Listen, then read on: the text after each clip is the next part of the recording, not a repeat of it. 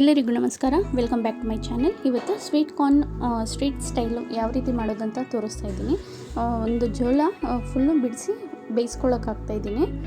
ಒಂದೆರಡು ವಿಷಲ್ ಕೂಗಿಸ್ತೀನಿ. ಇದು sweet corn ತುಂಬಾ ಚೆನ್ನಾಗಿರುತ್ತೆ ಟೇಸ್ಟು.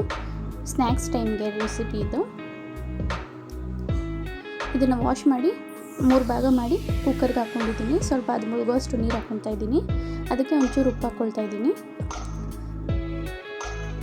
ಈಗ ಅದು 2 ವಿಷಲ್ ಕೂಗಿಸ್ತಾ ಇದ್ದೀನಿ.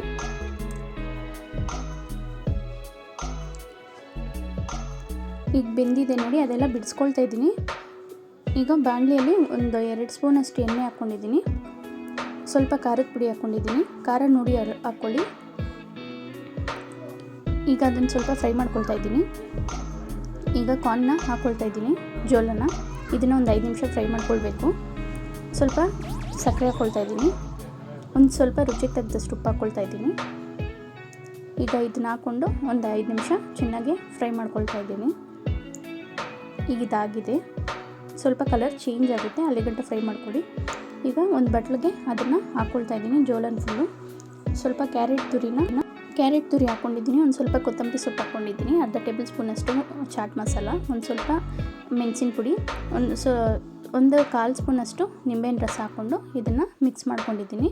ಇಷ್ಟೇ, ತುಂಬ ಟೇಸ್ಟಿಯಾಗಿರುತ್ತೆ. Thank you.